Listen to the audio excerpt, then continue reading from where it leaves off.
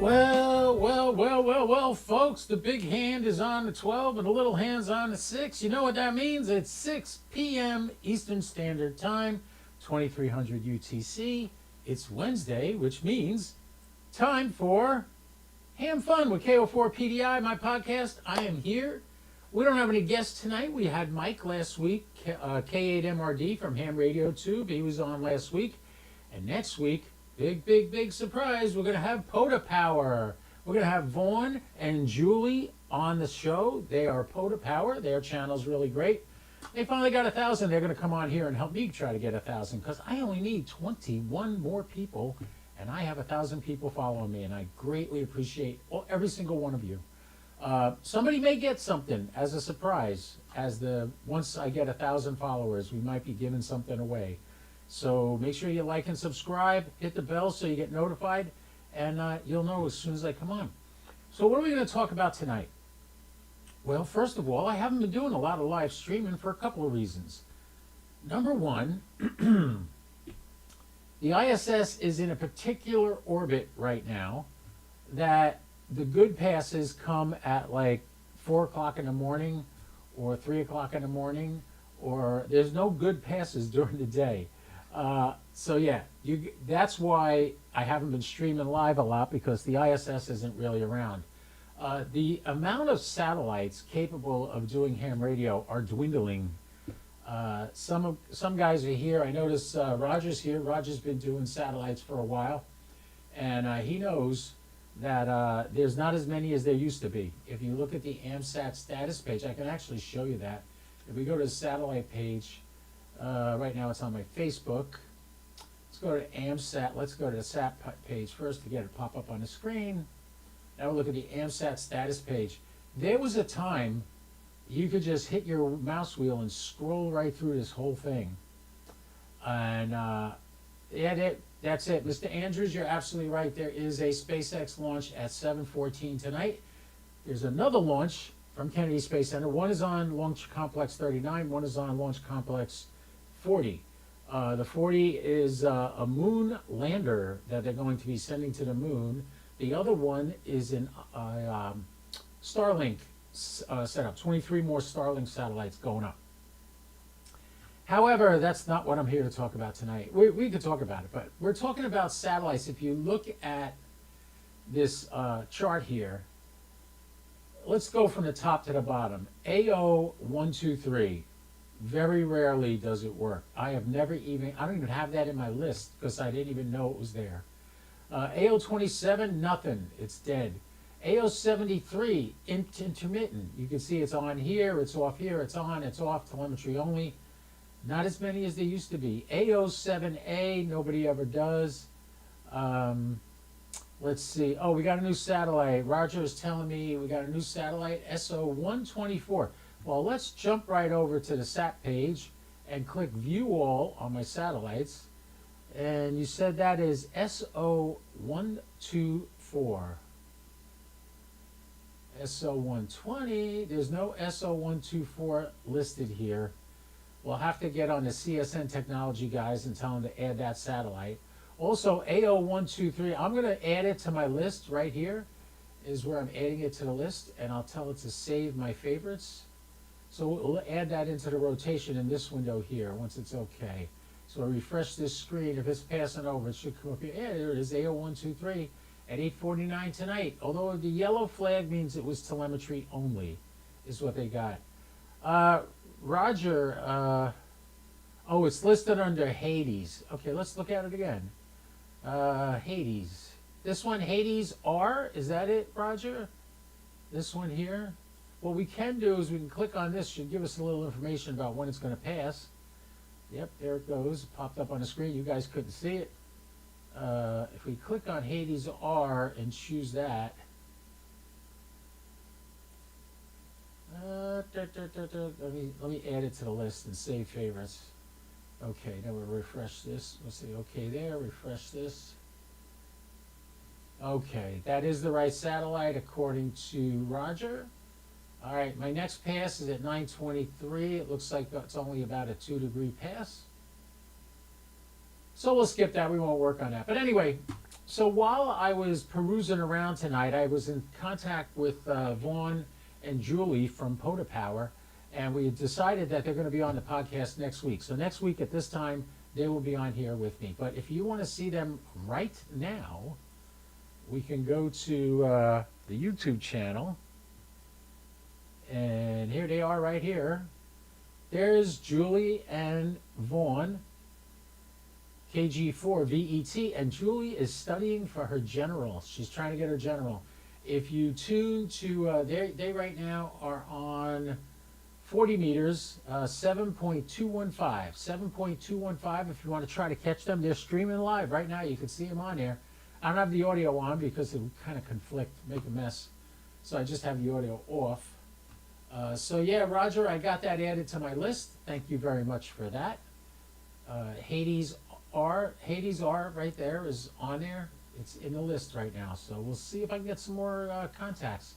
But still doesn't negate the fact that there are so few contacts on here. Now, something interesting. The last time I live streamed, I did an ISS pass and we didn't hear nothing. I didn't hear my voice coming back. I didn't hear anything. And what do you think happened? Nothing. I gave up and I got off. And guess what happened right after I gave up? Right here. Heard, crew active. Uh-oh, crew active. Oh no. And then over here, crew active. So somebody up there is playing with the radio.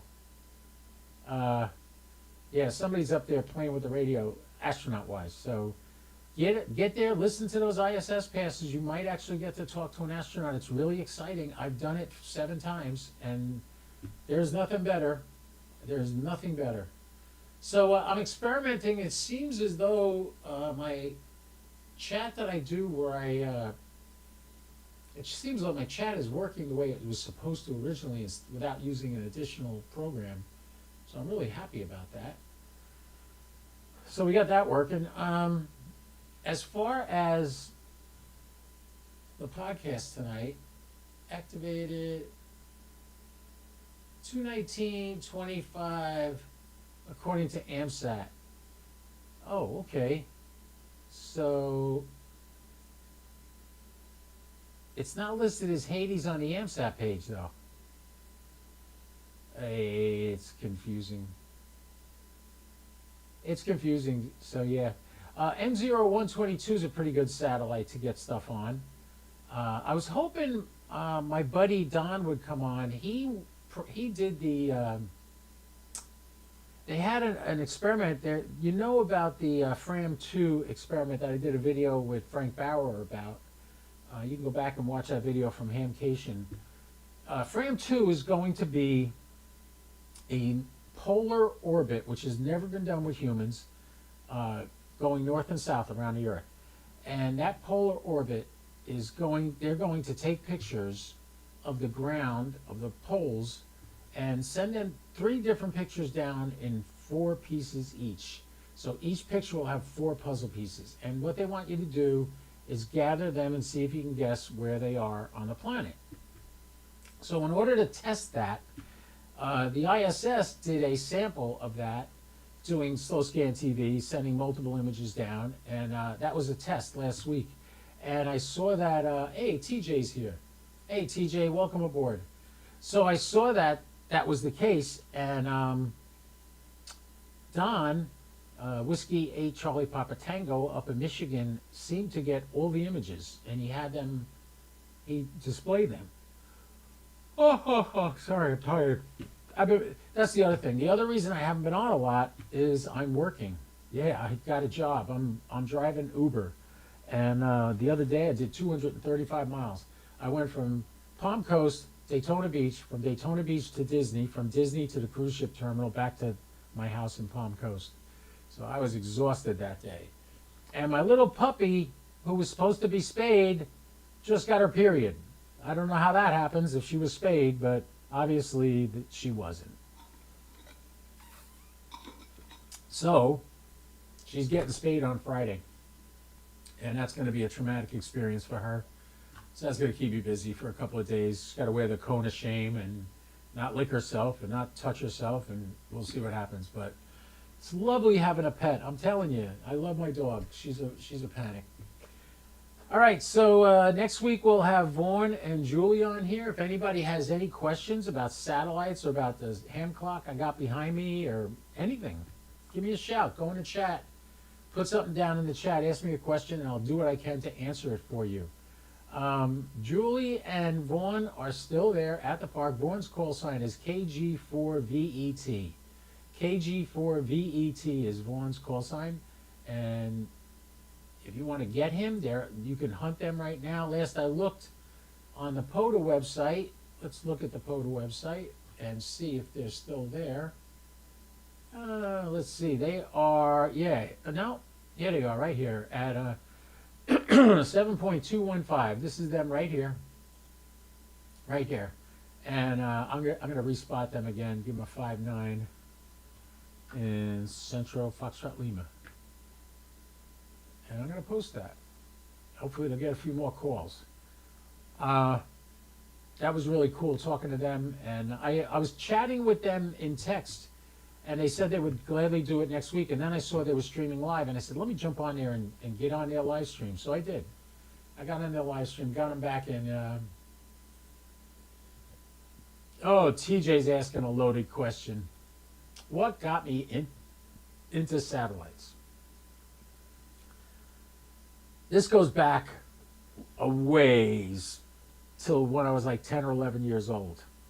I had a dog, and I used to take that dog for a walk every night, and I would look up at the stars, and I was enthralled with the constellations. I love watching them. Back when I was about 4 or 5 years old is when Sputnik was sent up, and I remember we were at my cousin's house on Long Island, New York, and everybody ran out. Oh, good, Don came. Don's here. Don, I'm going to get you on here in a minute. If you got the Zoom link, dial in. I'm going to bring you on. I got to talk to you about something. We're going to talk about the Fram 2 images that you got. So anyway, what happened was I watched Sputnik go over. I remember it. I was 5 years old. I still remember everybody staring at the sky. I remember I couldn't actually see Sputnik because I didn't know what I was looking for. You got to remember, never ever up until that point in 1959 had anyone put anything in orbit around the Earth. There was no such thing as satellites, period. Not one. Now Musk alone has over 7,000 up there. But think about that. There was not one satellite in space. So it was exciting, and it was thrilling to hear about this. Well, at that point, I got interested in the space program. So as a young child, I remember watching Jules Verne, some of the other commentators on NBC, CBS, and ABC, Walter Cronkite, talking about the Mercury missions and watching the Mercury rockets launch. My brother, who passed away in 21, John, he was born in 1963 at the exact moment that Gordon Cooper splashed down in the Pacific Ocean. And what made that so thrilling to my mom is here she was having a baby, and she was watching them look for Gordon Cooper on TV before she went to the hospital. And they deducted that at the time she gave birth to my brother John, that's when Gordon Cooper splashed down. So my brother's first name was named after John F. Kennedy, who's named John, and Gordon was his middle name, named after Gordon Cooper, which was really cool. I actually, in 2016, I got to go to the Kennedy Space Center at the opening of the Astronaut Hall of Fame, and lo and behold, there was Gordon Cooper's wife. I got to meet her and tell her that story, and tell her how my brother was named after her husband, which was pretty cool. So anyway, that got me involved. I was interested in it. I always loved science, even in grammar school. I hated school. School was not for me. If I had to do over, I would have gone to a Montessori school or something like that. I would have been much, much more successful. Because I went to a traditional school, what happened was it was boring. I wasn't interested. They couldn't make it interesting for me, and I hated it. So I eventually I got out of high school with just barely a D average, but then I went into the phone company where I ended up learning a lot of great things. And oh, Don says his internet is slow here. All right, we'll try to get on the Zoom call, Don, because I'd love to get you on here to talk about what you did when they were doing the test of the slow scan TV images for FRAM 2. All right, so now I'm into the space program. You're looking at a guy who just barely graduated from high school, who in 1976, when it first opened, the Smithsonian Air and Space Museum in Washington, D.C. had just opened. And I went on a trip to Florida with a bunch of friends, and we had a grand old time. And on the way back, we stopped in Washington, D.C., and we went to the Air and Space Museum. What was so cool about it, I got to walk in an actual duplicate replica of Skylab, which was pretty damn cool to stand in there. And I got to see a whole bunch of other things. I got to see not Amelia Earhart. Oh, God. Broke the sound barrier. I can't remember names. I'm so bad. Glamorous Glennis was the name of his plane. It was the X-1B. It was flown by Chuck Yeager. And I got to see that plane, which was pretty darn exciting. I loved it. But now I'm watching a guy describe when we went to the moon. Now, mind you, this is 1976. It was 6 years earlier that we had landed. Actually, 5 years earlier. No, 4 years earlier, we finally left the moon for the last time in 1972. And the guy's describing the mission, and he's using the wrong terminology. And I stopped. The guide is doing this at the Smithsonian, not like some county museum. No, this was the Smithsonian Institution. And the guy said that when the third stage fires to break Earth's orbit, it's called a translunar insertion burn. When that happens, he immediately said they're now in orbit around the moon. And that's not true. They're transferring to the moon. So they fire the rockets, and he was using all the wrong terminology. And I argued with the guy. Oh, good. I'm glad. Fred got POTA power. Good for you, Fred. Yeah, they're out there. 7.215 you can get them on if you want to try to get them while you're watching the feed here. That's good. That's okay with me. Anyway, so I argued with the guy, and I finally said, well, who's your boss? And his boss came out and took me in his office, and I started explaining to him the difference in terminology and why it was wrong what the guide was saying. And he looked at me, because mind you, I'm only 18 years old. I'm 18 years old. Who am I telling somebody at the Smithsonian they're wrong, right? So where'd you go to college? I said, I didn't. Where'd you go to high school? Hackensack. How do you know this? I'm a devotee of the space program. I watch everything they do. I know everything. I know a lot of the astronauts' names. What's really wonderful today, I've actually got to meet a bunch of astronauts, which is the coolest thing in the world. Anyway, that's how I got into the space program, and I loved it. So now when I get into ham radio, mind you, this is 40 years later, I'm getting into ham radio, and my Elmer was friends with James Lee, and James Lee was going to try to make a satellite contact from his mobile unit in the car. Well, it just so happened that the astronauts were on at the time, right? And he jumps in the car. They go driving into the middle of a broccoli field somewhere on a farm in Florida here. And James Lee, my friend, hands James Santori, my Elmer, the microphone and says, call out. So he calls out, and the astronaut answers him. And then he immediately hands the microphone over to James Lee. James Lee tries to call. He can't make a contact. They don't hear him. The pass is over. So the guy that got my Elmer to go do the satellite contact didn't get to make a satellite contact with an astronaut, but my Elmer did. Well, that's the story he tells me. And I immediately say, how do you do that? And my Elmer says, I have no idea. You're teasing me like this and you don't know how to do it? What kind of game you playing? I got to know. How do I do this? I want to do this. And he doesn't know how to do it. But I proceed, started 3 years ago, going nuts trying to find the best place to do this. Well, I found it. I started with 8 beater. Well, first I started with Arrow 2 and an Allowance HD1. Then I went to my 9700 and a pair of egg beaters. Actually, no, I had the egg beaters on a 991A first. And then when I got rid of that radio and bought the 7300, I moved over to that. I mean, the 9700. And I started doing satellite. And I bought the 9700 because it had a satellite mode. But funny thing, now that I use the sat box, I don't even use that satellite mode. The sat box controls everything for me. All right, so now you go and you fast forward. And after I started trial and error, spending money on things I shouldn't have spent money on.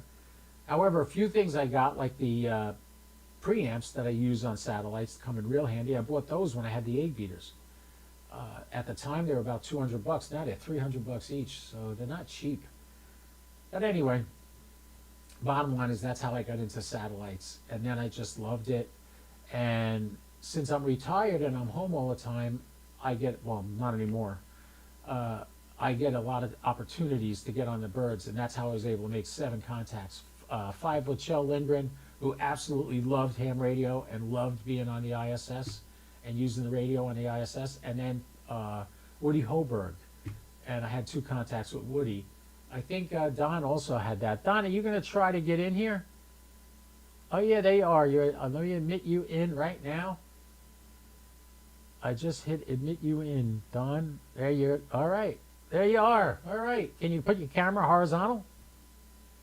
Don't say anything yet. I got to adjust the sound. Let me switch over to Zoom guest. Hey, hey, hey, it is Don, baby. Don, are you seeing me or the overall view or everything? How come I don't hear you? Can you hear me? Yeah, now I got you. Okay. How do I sound? I'm not using the boom mic. I'm using my lapel mic again. Yeah, do I sound all right? Yeah, you sound fine over here. Yeah. What'd you say? I said you sound fine on my end. Yeah. Okay, good. I just got to adjust your window here so you're not half on the screen, half off the screen. I'm going to actually center you. I can't move over here. No. Stay where you are. Are you sitting in your car again? Yeah, actually I am. Yeah, I'm not at any residence though. I was driving around and I stopped. Oh, cool. How's the weather up there now? Oh man, we had what, about a foot of snow about 3 days ago, and then it warmed up and raining, and now it's almost all gone.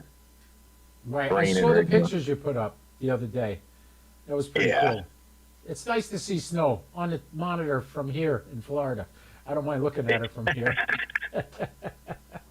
Hey, so I noticed that you had experimented with the experiment that the ISS did with the Fram 2 images. How'd that go? Right. That's why I wanted to have you on. Yeah, the 12 images was a Christmas one. I only actually did 1 pass of the Fram, and I got 2 photos. One was perfect. And then they have a Discord group going on with that. And all the teams that are going to go we're really chatting in there. And it was kind of interesting because they were sharing the pictures, right away on there because it was a private group. Right. And I shared my pictures, and the one was like perfect, and everybody was like, "Hey, what are you using?" So I told them what I was using, and I was trying, I was trying to give them tips because I don't think they were turning the antenna for the polarization, and that helps a lot. And so anyway, there was this one woman, I'm not sure, I think she's the between ARISS and the groups, the college groups. Okay. And I said, okay, I'm using this TYT UV390 with OpenGD77 firmware on there. I'm able to track the ISS with SAT PC32 because there's a NORAD ID. Mm-hmm. But when this mission goes up, is there going to be a NORAD ID to follow? Otherwise, how's everybody going to know where, where this thing's at, the capsule's at? All right, I'm going to show you. So, I'm going to show what, you you find where. something? Yeah, I said I'm going to show you where you can find out. All right, so let me switch screens. I don't know if I'm going to be able to see it on here, though. I see you sitting at your desk. You don't. Oh, you see the overall shot only. You don't see me. All right. Yeah. What I'm showing now is ariss.org, and if you Okay. go to that page, ariss.org. Frank told me this. You're going to go there and you're going to see this first picture with the kids sitting there looking at the monitor. On the top of the screen, there are words. There's home, news, international members, educational contacts. You follow that along, and there's one that says FRAM2. Okay. And Doppler correction tables right underneath it. So if you go to ARISS, on the top of the page, you'll see along the top the words, right? Yeah, That say, I've been there. headlines and stuff. On the far right is one that says FRAM2. You click on that, it takes you to this page here. And then if you move your mouse over it again, it has Doppler correction tables. And you can click on that and it shows you the Doppler. Now, when the TLE data is released for where this satellite's going to be, that will also be available on this website. You'll be able to find the TLE data. So this way, CSN that's Technologies can add it to theirs. You could add it into your TYT radio using GD77 software, and you'll be able to add it in. But Well, see what that's good. So what happened was I told her with the OpenGD 77 I need the NORAD ID, because that's, unless you get into the code of the program, it's got to have a NORAD ID. So she ended up whipping up a little website with TLE data and made a fake, NORAD ID and put in the TLE on there. And then so I went into the OpenGD 77 and I put in that NORAD ID, and I used her website as the the website to go to update the KEPs. right.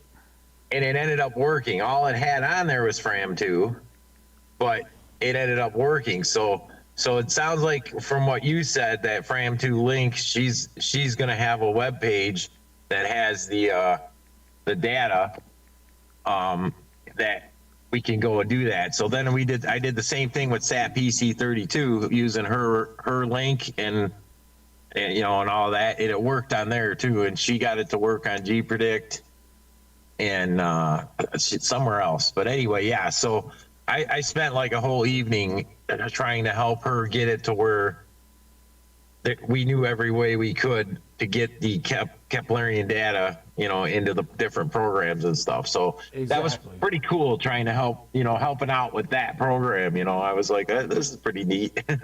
I got a guy texting me right now, wants me to help him test a new repeater. 7 o'clock I'll do it. I told him 7 o'clock. They just built, cool. I took down my Wires X node because they're building a repeater 2 miles away from my house. That's going to be C4 FM. Be great. So I'll be able to get over HT around town. Anyway, so here's what's so challenging about this mission. The Earth is rotating this way. The orbit's going to be this way. Okay. So it's not like the current orbits of satellites that are kind of going diagonally across the Earth, and that diagonal moves around the planet as they go. This is going like this as the Earth is turning underneath them. So it's not going to be like if it passes now in 90 minutes it'll be here. No, in 90 minutes it's going to be one time zone that way, right? It's not going to be in the same area that I'm at. So this is only going to be a 3 to 5 day mission. Think about that. So in 3 days, if it's only 3 days, how many times do you think you're going to get a shot at getting these images? It's going to be hard because you might not be because the orbit isn't, like as the Earth rotates, the orbit isn't rotating with it. The orbit's staying in one spot and the Earth is turning underneath it. So think about that. Think about that. Okay. It's going to be very hard to make this work. And you have such a short window to get it. It's going to be like the ice. It's going to be a pretty high orbit, so they'll have a big footprint. But still, it's going to be tough. It's going to be really What tough to do it. what I'm wondering is the teams. It's for mostly. It seems like it was college kids. Right. 16 years old to 25, I think they said, years old. But I didn't really pay attention that if the teams are getting people like from the U.S. and then they're combined with a team in Italy, because you almost need to do that to fit the puzzle pieces together. Because Yes. look what you just said. It's not. I don't think it's going to pass the U.S. enough to get all four puzzle pieces. You know what I'm saying? Well, it's not even 4 puzzle. It's 12 puzzle pieces. It's 3 different images split into 4 pieces each. Oh, okay. That's what it's going to be. It's going to be Okay. 3 different images, and and then you know how you upload your images to the ARISS site when you get them. You'll still be Yeah. able to do that. You'll still upload them the same way, but nobody will be able to see them until the experiment's over, and then they'll see who got what. So Right. Right. I don't know. I was talking to Frank about it at Hamcation, and this is not going to be easy. This is not going to be easy at all. So it's going to be a challenge, and I'm hoping these kids have a good time doing it and they learn some stuff with it.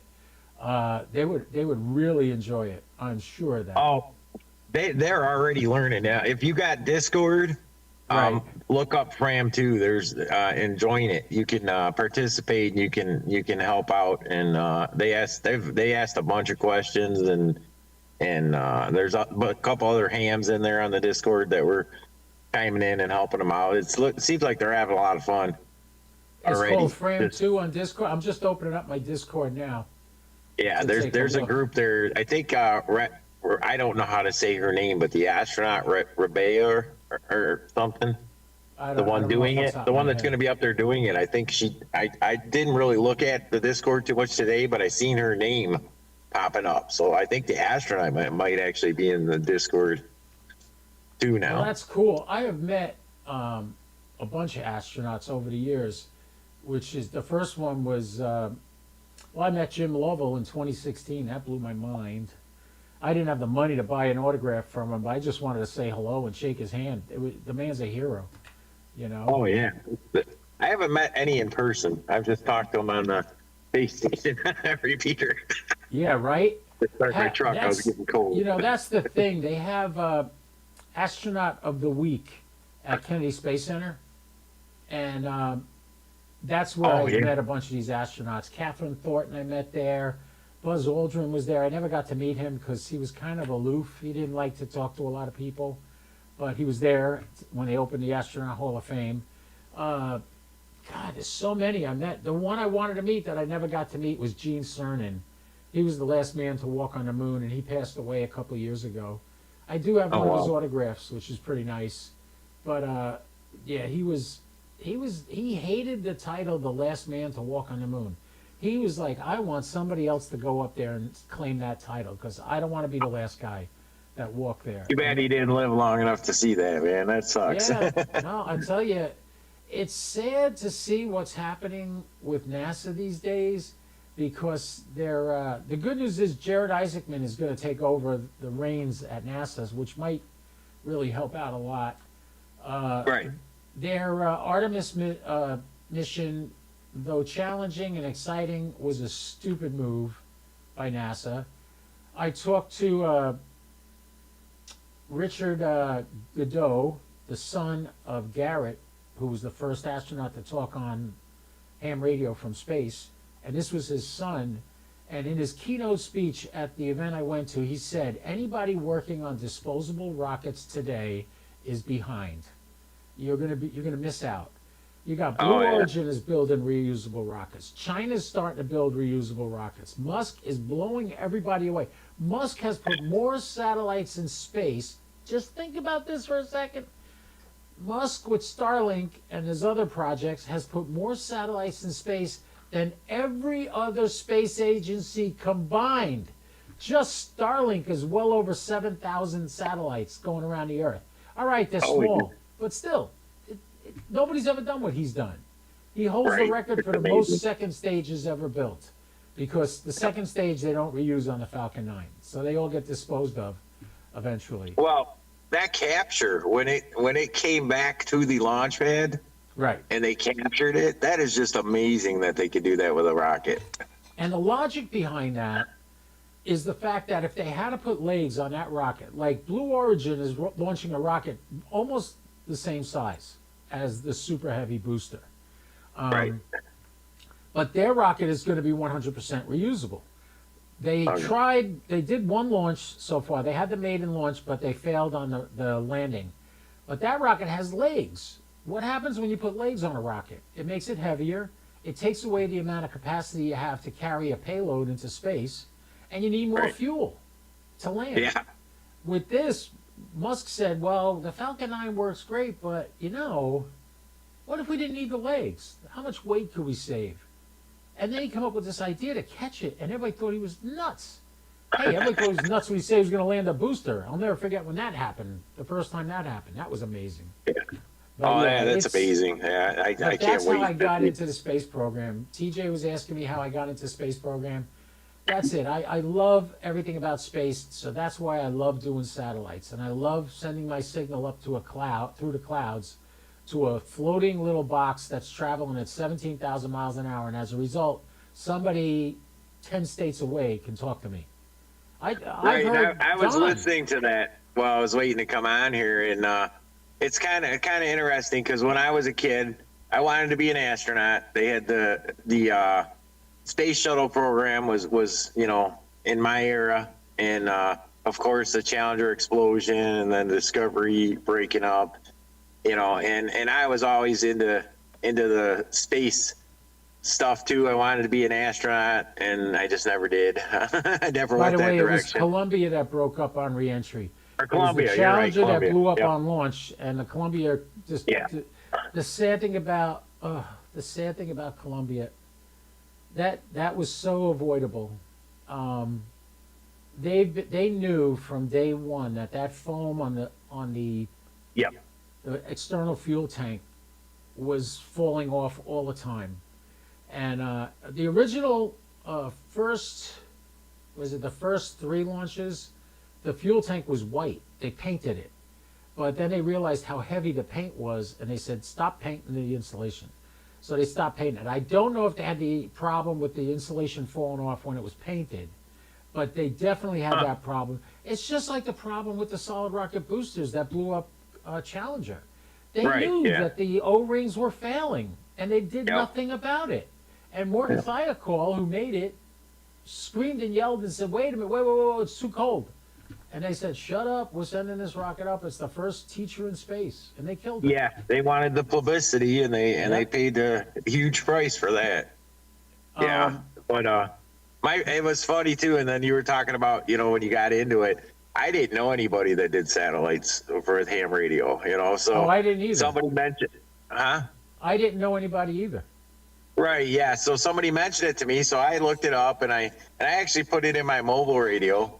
And I remember I heard people talking, so I threw out my call sign. And back then I was KE8WIY, and somebody answered me, and I thought it was an astronaut. I went and told all of my buddies, "Hey man, I contacted an astronaut." I had no idea how it worked, that it was other ham radio operators. So after I listened a couple more times, I started figuring out, oh wait, that wasn't an astronaut. By the way, anybody have any questions? It seems the chat has not moved in a while. Anybody that's got any questions, come on and ask. We're here. Don and I are here. You need to know about satellites. If you want to do portable satellites with an HT, Don knows the secrets. He taught me. That's how I learned how to do it with the Retrievus radio. And he helped me get the software installed too, which is pretty cool. And I would love to help you guys too if you're into that, if you want to do that. In the meantime, hopefully soon the orbit of the ISS is going to bring it around where we'll be able to get onto it at a reasonable hour. Daylight savings time starts, I think, March 9th. So that'll get us, shift the time a little bit for us. But we should be able to get those passes. Like I'm looking right now at my SAT page. And the next ISS page isn't until 1 a.m. Yeah, it's starting. No, it's getting to be my time now with the overnight passes. Yeah, 11:32 is the next one. And that's going to be a 19-degree pass. And then a 25-degree pass at 1:09. and then a 2 degree pass at 3:29, and then a 1 degree pass at 6:07. I think that'll be it for the day, probably. And then the rest won't be until at nighttime. Oh, you're getting less passes than we are because I think it's going till about 10 or 11 in the morning here. Well, check it out. I know for a fact that good passes by me are happening in the middle of the night. If I was you, Right, I'd get your ass yeah. to Florida. Get your ass to Florida. You can stay up all night here and talk on the ISS. There you go. No, There I you know go. it's starting, like at 1 in the morning, but I thought they stretched out till like 10 or 11 right now. Well, you know what it is? You The would- angle that it circles the Earth changes. It doesn't stay in one exact spot all the time. It's first going around the Earth this way, then it's going this way, then it's going this way. That's why you see the continuing orbits on the chart move so many miles apart from each other. So Right, yeah. But eventually they come back over the same area. It's not a linear thing where it's just going around in one spot. It's like going around like this, and as the Earth turns at different times, you get in the footprint. Right. So understand what I'm the saying? Fram 2 event it's in March sometime when they're actually launching. Yeah, that I first didn't week in look March, that they up. said. I know tonight, what time is it? 7:14 tonight we have a launch. And also at around 10 o'clock tonight there's a launch. We have 2 launches out of Great. Kennedy tonight, which is going to be pretty cool to see them both out my driveway. I just have to sit here and sit in my driveway in a folding chair and I can watch them. It's amazing. You could see the launch. Is that that'd be At awesome. night. Daytime is hard, but at night you can see it clear as a bell. The best I ones know. are right at sunset when it just got dark, like the gray line just passed us, and then it goes up, and then the rocket breaks into the area where the light is, where the sun is, and that's what creates that jellyfish look, where the exhaust from the rocket keeps spreading out and spreading. I'd say it looks like a giant sperm in space. That's what it looks like. It's a big head and a little tail, but that's what it cool. does. And then after staging, you can still see it. The booster turns around, it makes a flip to come back to where it took off from and land, and the second stage goes away. And when those 2 plumes hit, it creates this cloud of it's amazing to view. You know, it's Did you just ever video that and put it on your YouTube? No, as a matter of fact, the best one I ever saw, I was driving to New Jersey and I just crossed the Florida-Georgia line. I was going north, and I looked at my side view mirror and I could see it behind me. It was amazing. Oh. And I pulled over to watch it, and I just stared at it. Being a photographer, I had this issue with photography. If I was at an exciting event or something like that, I would miss the event because I'm so busy and so worried trying to get the shot. And You're right, I so am. now that I don't shoot photography, I want to experience it. So I'll pull over and I'll look at it, and I'll just remember what I saw. Like that was just for me. Like I don't Oh, I panic. totally get you there because I've done a lot of photography, not professionally or anything, but I'm big on nature photography and when I'm deer hunting, I try to videotape my deer hunts and stuff, Nice. and I miss a lot of what I'm watching and what I'm seeing because I'm videotaping or I'm taking pictures. So I totally get that. Sometimes you just want to say, okay, I'm putting the camera now. Yeah, right. Just During watch it, yeah. during the 2000 presidential campaign, Dick Cheney came and did a speech at Liberty State Park, and I wanted to go see it. So I had my camera, I had a video camera, I had my still camera, and I wanted to go there and experience this and see it. I had to go through all kinds of security. I had to get patted down by the Secret Service, and because I got all this equipment I'm carrying, they want to know who I am. What's in that camera? Is that a camera or a gun? They got to know. Yeah. So I went through this whole thing, and now finally I get on. It was actually on Liberty Island where he actually spoke. So we took the ferry over, and we got to Liberty Island. They basically herded us into this one little spot, but I had plenty of room to move around. And as a result, I ran around. I took a bunch of pictures and and I don't even know what he spoke about that day. I never heard the speech. I was too busy trying to document the event. And other times I'd be at an exciting event somewhere, and I'd be there, and I'm trying to experience it, but yet I'm trying to document it and I totally missed the whole event. Right. The Yeah. only No, time that ever I happened get to me in that. ham radio was when I first got my press credentials for Huntsville, and I went to the Huntsville, Alabama Ham Fest, and I was interviewing people, I was filming vendors, I was filming everything, I was talking to other YouTubers, I was doing interviews with them. That's the first time I interviewed T.O. and I interviewed Josh from Ham Radio Crash Course. So I did all this, and then all of a sudden I realized the Ham Fest was over. I never even looked at any stuff. I didn't even buy a Oh, no. roll of coax. I'm like, I missed it. I missed the whole Ham Fest because I was so busy. So that's why it was cool this year at Hamcation, and I ran into Mike, K at MRD, and took him to go get some free brisket, which he loved, and we hung out together. And I said to him, I said, "You're not filming or anything?" He says, "No, I want to actually enjoy this one." I said, "Really?" Now, Saturday was another story. He went out Saturday, did all his interviews and all his filming on Saturday. Right. But I mean, you know, Josh from Ham Radio Crash Course told me when I first started, he said, "Don't be like everybody else. Do something different." Well, if you notice, you'll see Josh at these ham festivals, whether it's Hamcation, Huntsville, or Zinnia, Ohio. When he goes to those things, he's geared up like a freaking TV studio. Yeah, I watched He's got this a video. giant monopod. He's got iPads on the monopod. He's got cameras on the I mean, really super professional cameras. Plus, he's got another iPad that he's streaming with. Okay, he does live stream. He goes to every vendor and films their Right. table and talks to them a little bit. He does the entire Hamfest. I'm not Josh. And what Right. happens is you see other guys, I'm not going to mention any names, but there's a lot of other ham radio YouTubers that do the same thing. Why? Right. How many of them can you watch? You gotta. If Why do you do it? you're at Hamfest, you gotta figure something different than what everybody else is doing. I mean, it's the same stuff there. Don't get me wrong, but you gotta do something different.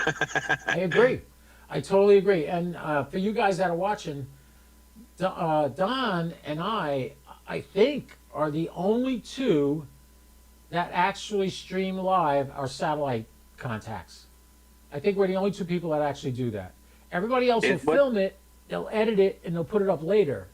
But Don and I do it live. the He does Digital it with Rancher? handheld. Huh? What about the digital rancher? Does he do his live? I think that's. At I can't remember. times he does it live too. He does portable live. But when I started, he wasn't doing that. Okay. And he started doing that later on, and I'm really happy for him too. He still hasn't showed me how to use that stupid app that films him and the antenna at the same time. I gotta learn that.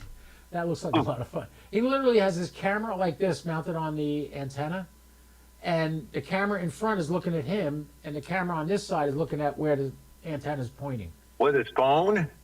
Huh? Yeah, with he his using his phone. phone? Yeah. Oh, no kidding. Yeah. Oh, I'll and figure that one out for us.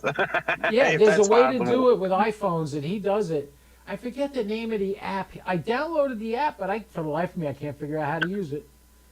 I can't That would be figure cool because I could 3D print a holder for my antenna and Yeah, right? yeah, Yeah, that's cool. He does that, but yeah, we're the only ones doing live streaming. There was a guy that gave me a hard time once on a pass, and I'm not going to give his call sign out because we don't want to. Oh, I remember it. I was on that pass. Yeah, but he kind of said something to me, like called me stupid or something. He didn't know who I was. I don't know him. But to this day, if I answer him on an ISS pass or any satellite pass, he's shocked that I acknowledged him. Because what I did was, he said something to me, and I kept my mouth shut. I didn't say anything. After the pass was done, I sent him a little email. I said, "Listen, I don't think that was called for." I said, "I understand what you're saying." I said, "But if I'm hearing myself come back to me, I know I'm making the bird." He's like, "Oh, you're stepping on all these other people, blah, blah, blah." Well, you know, we all step on each other, especially the guys that use radios that aren't full duplex. They do it all the time. I said, "But, Yeah. you know, I'm just being a nice guy." So I went and watched one of his videos. He doesn't put a picture of himself on there. Like, he doesn't want anybody to know who he is. He's got a video of he's got the same antennas I got now, the Wemo, Oh, what do they okay. call them? Yeah. Box quads or whatever it is. Yeah, he's got those. So he's got a video on his rotator, but the rotator's just spinning around. It's like not actually tracking a satellite. And then the part that blew me out the most, I'm going to switch over to my SAT screen real quick. I want to show you people this. If you look at my SAT screen, that's us. Ignore that. Here's the SAT screen. You notice right under where it says enable. Let's go over here so you can see my mouse. See this? This is the power that my radio is set at. So right now it's 20%. He put a mask there so you couldn't see the power. He's using a SAT box, but he put a mask so that this never showed up on the video. So he's saying I'm using too much power, but how much is he using? He's afraid to show you.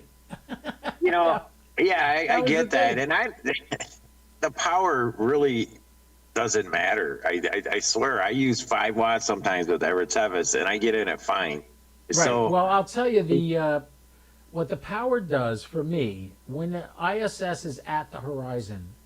That's the most obstructions in my way, and I boost it up to maybe 75 to 100% power on the 9700, which is 75 to 100 watts. Now, people say, well, you can't do that with a radio, you'll blow it up. No. The ISS has a Kenwood radio, a Kenwood 710, puts out 25 watts.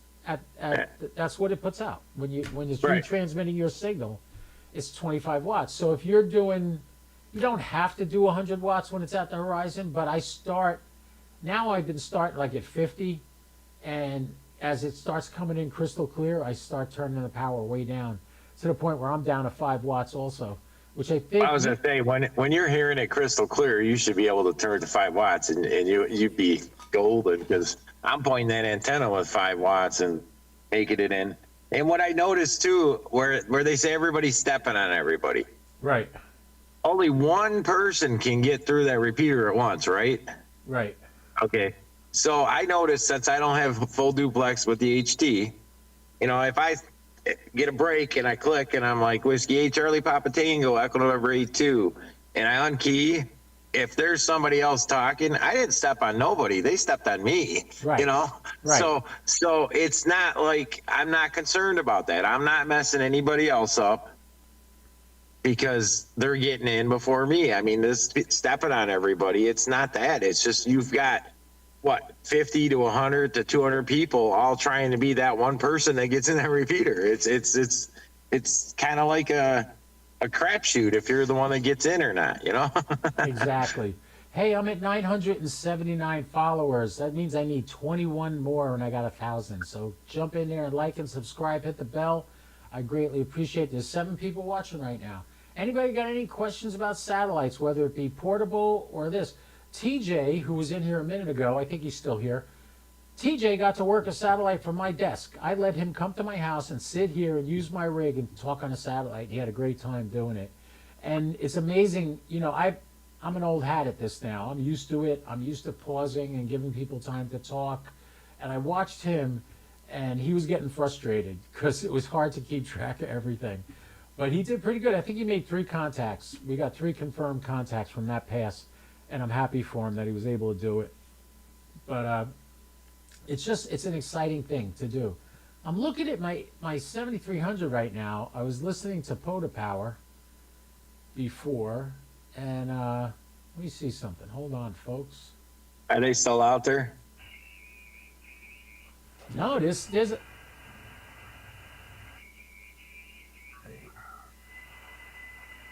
I don't think they're on there anymore, but there's some radio station on 7.220. Oh, They were yeah, on that happens. 7215. Now 7.220 has a radio station on it. Yeah, they That's share weird. that part of the band for some reason. That happens once in a while. All right, we'll kill that radio for now. We don't have to leave that on. Are you sure they're still on 40 meter? Because No, I they know might have Vaughn moved by goes now. to 20 quite a bit. Yeah, they started on 40. Let's see if they're anywhere. Yeah, they are now. Oh, no, they're not there anymore. Wait, hold on. Where'd they go? I got to look at my history. Let's go to history and I'll see if they're still streaming. Yeah, there's POTA Power. No, they were on for an hour and 18 minutes. They're off now. Oh, okay. They went from the Yeah, daylight into the dark. I try to get them every time they're on. I turn on my Yeah, radio they're great usually people. today. I like them. They're great people. They're a lot of fun. And You got to meet them at Hamfest? at Hamcation, yeah, they were Jason? there, and Yeah, that was cool meeting them. cool. They're a nice I think couple. Huh? I think they're coming up to Dayton, and I'm going to try to make Dayton this year. 'Cause Oh, it's not too yeah, far that's a for me. lot closer to you than it is to me. I Oh, yeah. started a job. That's why I haven't been live at all this week, because I just started a job driving Uber. And it's not Oh, bad. I boy. did 6 days, about 6 hours a day. I made about $400. So it's good money. It's good money. Oh, And, that ain't bad. and In a this is day? Bike Week starts tomorrow. So there are going to be a lot of people needing rides. Not the drunks. I'm not picking up the drunks. Not doing that. How do you know, though? Because I'm going to bring people to Bike Week. I'm not going to take them from Bike Week. That's how you make sure you don't get the drunks. You take them there and you don't bring them back. Unless I completely hermetically seal the back of my car with plastic, they're not getting in my car. I don't want anybody getting sick in my car. I don't want anybody. No. I'll drive you to the airport. I'll bring you from the airport back. I was telling them earlier, Don, before you got here, I had a job the other day. I went from Palm Coast, where I live, down to Daytona Beach, picked up somebody at the airport. No, I brought somebody to the airport. So somebody from Palm Coast went to Daytona Beach Airport. When I got to Daytona Beach Airport, there was a couple that got refused a car rental that they needed a ride to Disney. Oh, So wow. I drove them to Disney. Before I dropped them off, I got a notice of another job of a couple that had to go to the cruise ship terminal in Cape Canaveral. So I went from Palm Coast to Daytona Beach to Disney to Cape Canaveral and then back home again. So Oh, wow. yeah, 236 miles in one day. And then I cracked my windshield too, which they're coming tomorrow morning to fix that. Because in Florida, you don't have to pay to get your windshield repaired. If you got a cracked windshield, they'll fix it for nothing. You call Safe Light, they take care of everything. Yeah, they usually here they'll pay your deductible to Right. up to a certain amount. Yeah, that's So- cool. Anyway, that's fun. okay, it's a You slow probably get night, to- Don. It's almost 7 o'clock. I got to go help this guy with his things. So we had 7 people watching tonight. I hope we got a couple of new subscribers. Everybody, listen to me. Go into the section under the video that you can click on more, and you'll see links to every discount you can get with my codes. I highly suggest EMP Shield. EMP Shield makes a box you put on your house. If a power surge comes in off the pole, or if lightning hits the cable outside and sends voltage into your house, this thing will protect you. It will break it. They also say it's good in an EMP attack, which is an electromagnetic pulse attack. This thing is the same kind that the military uses to protect their equipment. So if you want that, they also make units for your car. They make units for other things too. So check out empshield.com. Use the code HAMFUN. Get 20% off the price of your product. And that helps me because then I get 20%. That 20% that you save, I get. And it helps me keep the channel going and doing things I got to do here. So that's why I provide these links. I go out and get these. There's also Ham Radio Prep. You want to upgrade your license, you get a discount there. Look at the notes. You'll see everything. There's a link for SLNT, a.k.a. Silent, which makes Faraday bags. I've showed you those in the past. So check that out. ABRIND.com. That's ABR Industries. Makes coax. Make sure you use my code ABR10 HAMFUN to get 10% off the purchase of anything at ABR Industries. So if you just want to send me $5, use the PayPal link, and you can send that to me. In the meantime, everybody, thank you so much for coming. Don, thank you so much for being my guest tonight. You have a great day, sir, and stay All right, you safe. too. Let's see what happens with Fram 2. Hopefully it goes up. And I got to go watch 2 rocket launches now. They're going to go right out my driveway. I'm going to watch them. All right, have fun. All right, take care, Don. All right, Don, great to have him here. I'm grateful for his participation in our little event. And thank you guys all for watching. Like, subscribe, hit the bell. I greatly appreciate it. This is KO4 PDI reminding you, don't do anything I wouldn't do. At least not without me, all right? 73, everybody.